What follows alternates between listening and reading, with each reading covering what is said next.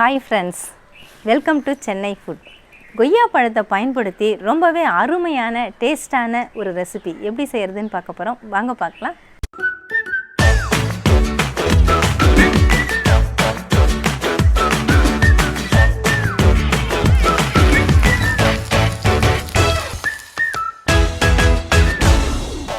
நான் 3 கொய்யா பழம் எடுத்துருக்கேங்க. பழம்னா நான் ரொம்ப பழுத்த பழமாக எடுக்கல, கொஞ்சம் செங்காயாக இருக்கிற மாதிரி எடுத்திருக்கேன்.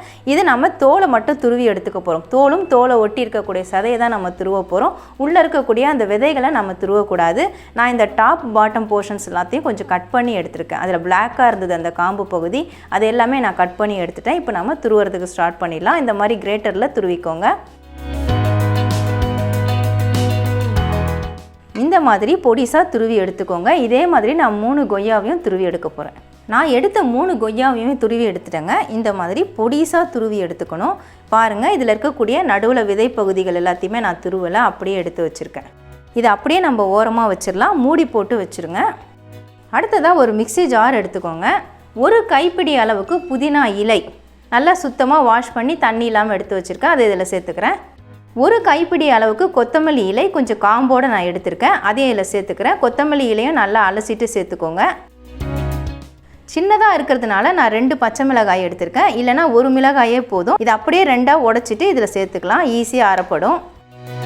1 இன்ச் அளவுக்கு இஞ்சி நான் தோல் சீவி 4 துண்டாக நறுக்கி எடுத்திருக்கேன், அதையும் இதில் சேர்த்துக்கிறேன்.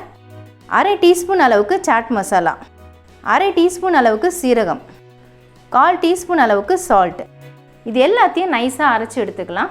தண்ணி விடாமல் இந்த மாதிரி அரைச்சிக்கோங்க. அரைச்சதுக்கப்புறமா நம்ம திருவுன கொய்யா 1 ஸ்பூன் அளவுக்கு இதில் சேர்த்துக்கலாம்.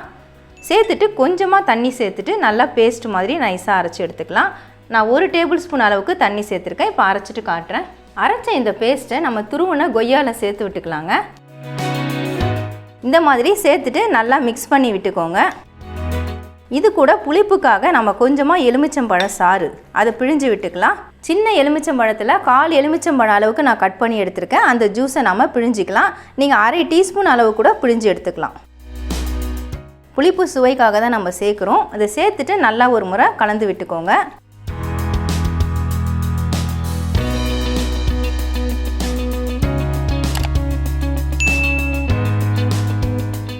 அவ்வளவுதாங்க, நல்லா மிக்ஸ் பண்ணியாச்சு. சூப்பரான சட்னி ரெடி ஆகிடுச்சு. நம்ம சாதாரணமாக கொய்யா பழத்தை அப்படியே சாப்பிடுவோம், அந்த மாதிரி சாப்பிடாமல் ஒரு தடவை இந்த மாதிரி ட்ரை பண்ணி பாருங்கள். ரொம்ப டேஸ்ட் அவ்வளோ அருமையாக இருக்கும்.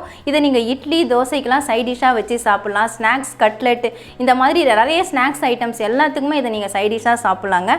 அவ்வளோ அருமையாக இருக்கும், ரொம்ப டேஸ்ட்டாக இருக்கும். கண்டிப்பாக ட்ரை பண்ணி பாருங்கள். கொய்யா பழத்தை வச்சு ரொம்பவே சூப்பரான ஒரு சைட் டிஷ் ரொம்ப டேஸ்டியாக எப்படி செய்கிறதுன்னு வீடியோவில் பார்த்துருப்பீங்க.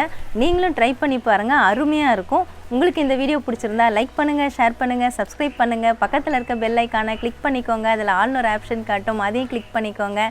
நன்றி, வணக்கம்.